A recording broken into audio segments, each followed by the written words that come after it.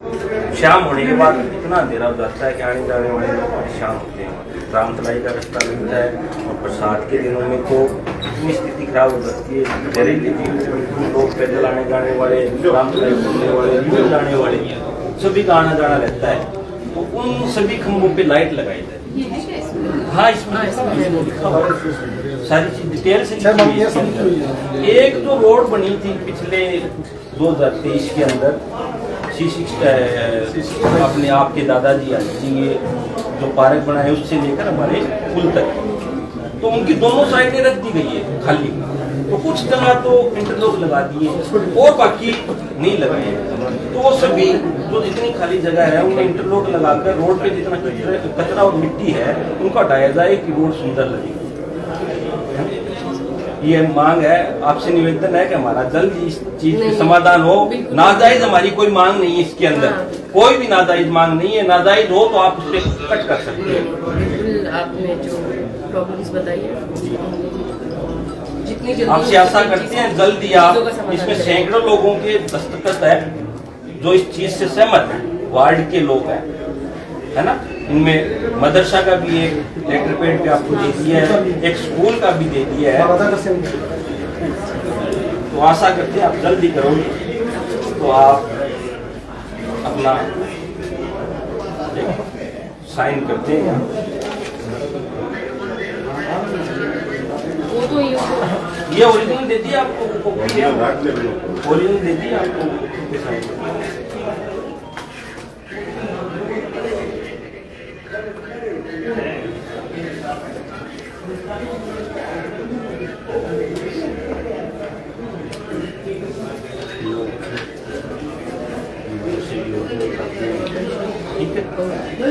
मुख्य मांगे हमारी ये मुख्य मांगे हमारी ये है कि जो खाद्य सुरक्षा का पोर्टल चल रहा है उसमें गरीब जरूरतमंद हकदार लोगों को जोड़ा जाए।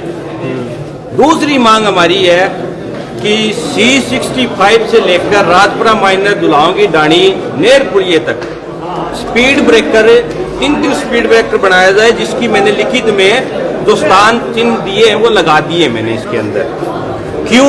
क्योंकि पिछले 4-5 सालों के अंदर करीबन 8 से 10 वहाँ लोगों की दुर्घटना के कारण मौत हो गई है। तो ये बड़ा चिंतित विषय की बात है कि हर रोज ऐसे हादसे होते हैं और हम अपने लोगों को खोते हैं, हम अपने लोगों को और नहीं खोना चाहते। क्यों कि वहाँ पे 2 मस्जिदों का जुड़ाव है, 2 स्कूलों का जुड़ाव है, एक मदरसे का जुड़ाव है, एक यूनानी चिकित्सालय का जुड़ाव है, उसके बाद गौशाला, शिव वाटिका और कल्याण भूमि का रोजाना का हजारों लोगों का आगमन है। बच्चे, बूढ़े, जवान, महिला सभी आते हैं और आए दिन कोई ऐसा दिन नहीं जाता जिसमें वहाँ कोई घटना ना हो। तो इसलिए हम माननीय विधायक महोदय को भी अवगत करा दिया और उनको ज्ञापन सौंपा है। उन्होंने आश्वस्त करवाया है कि जल्दी इन समस्याओं पे आपका काम किया जाएगा। तीसरी हमारी मांग है C65 से लेकर रामतलाई का जो रास्ता है उस मार्ग का नाम कयाम खानी मार्ग रखा जाए, क्योंकि उस पे ज्यादातर कयाम खानी ही रकबा लगता है। और आज से पहले चौकों के नाम और बहुत सी रोडों के नाम, हाथीपुरा में कुछ रोडों के नाम भी दिए गए थे।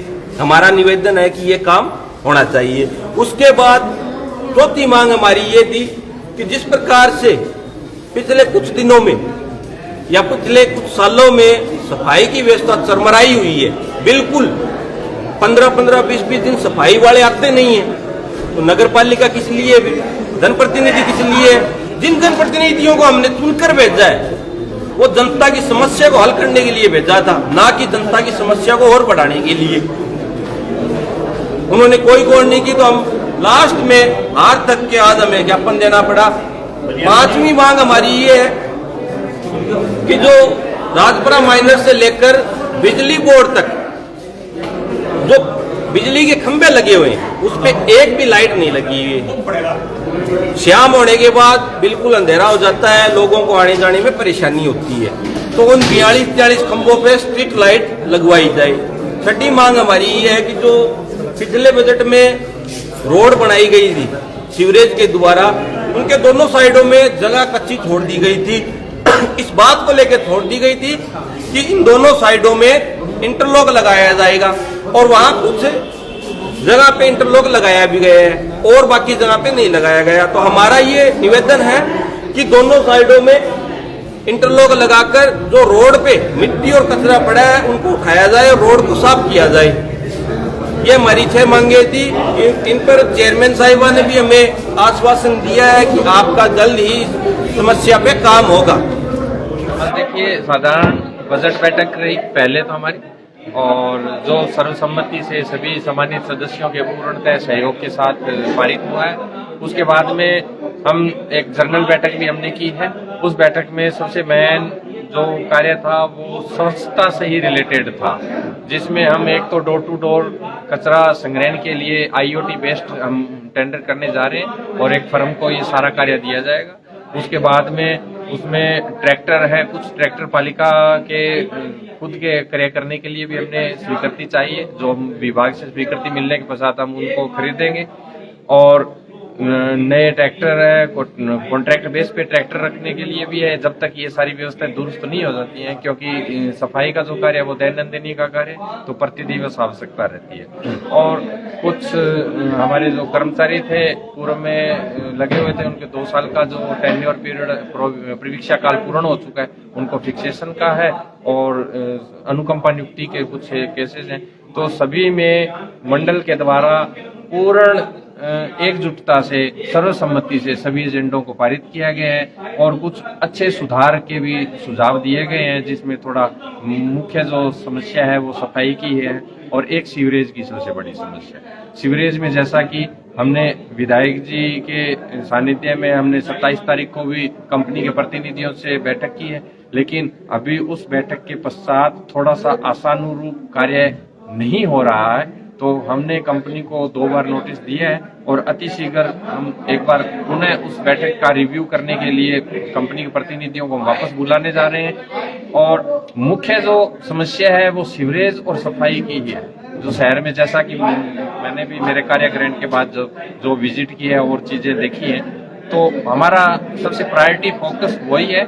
और उसके साथ साथ विकास कार्य है, जो विकास कार्य भी हम ऐसे हैं, सामान्य विकास कार्य जो नाली और रोड्स के जो चलते हैं वो तो एक दैनिक प्रक्रिया और वो चलते रहेंगे, लेकिन हमारा मुख्य फोकस है शहर के ब्यूटिफिकेशन पे कार्य करना और कुछ ट्रैफिक व्यवस्थाओं को भी दुरुस्त करना। अभी हम जल्द एक आपको साइन बोर्ड देखने, मुख्य रोड्स पे आपको साइन बोर्ड देखने को मिलेंगे, जिसमें नो एंट्री के बोर्ड रहेंगे, जो प्रातः 8 से रात्रि 8 बजे तक भारी व्हीकलों का शहर में प्रवेश वर्जित रहेगा।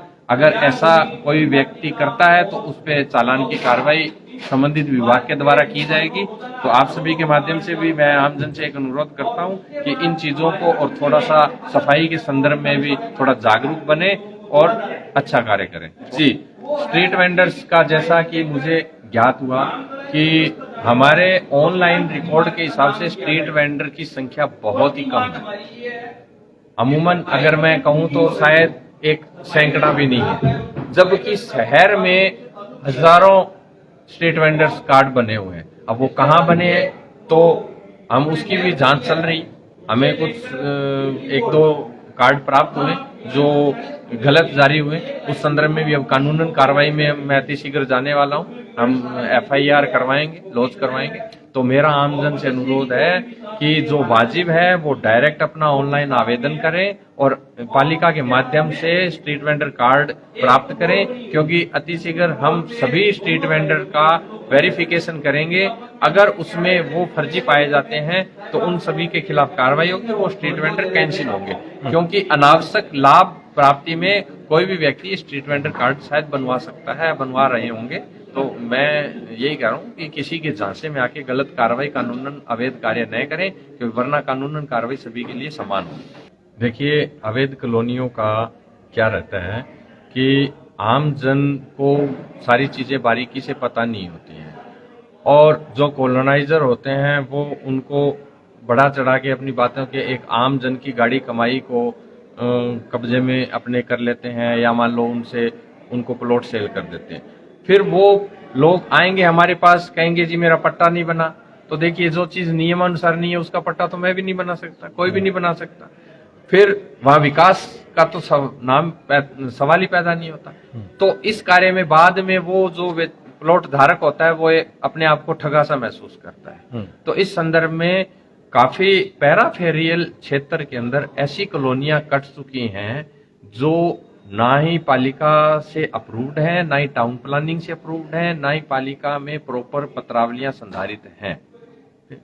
तो उन चीजों को अवेयरनेस के लिए हमने कुछ कॉलोनियों के जो 90A के ऑर्डर पहले हो चुके थे वो हमने कैंसिल किए, क्योंकि उन सभी की टाउन प्लानिंग से अप्रूवल नहीं मिली।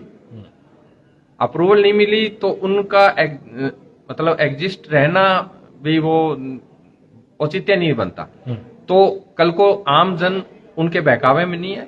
और मेरा सभी से अनुरोध है, मैंने बाकायदा पेपर में भी ये निकलवाया कि अगर कोई भी व्यक्ति प्लॉट खरीदना चाहे तो सामान्यतः हम किसी से बार्गेनिंग करते हैं। तो मेरा एक अनुरोध है कि 1 मिनट के लिए आप पालिका में भी आ जाएं और हमसे ये पूछ लें कि सर मैं इस कॉलोनी में प्लॉट ले रहा हूं, क्या मुझे लेना चाहिए? तो हम उसको डायरेक्ट बताएंगे यस और नो। आपको देखिए मेरी बात सुनिए, उसमें नाम तो मेरे पास नाम नहीं है, हमारे पास तो किला खसरा नंबर वो है, वो हम आपको उपलब्ध करवा देंगे।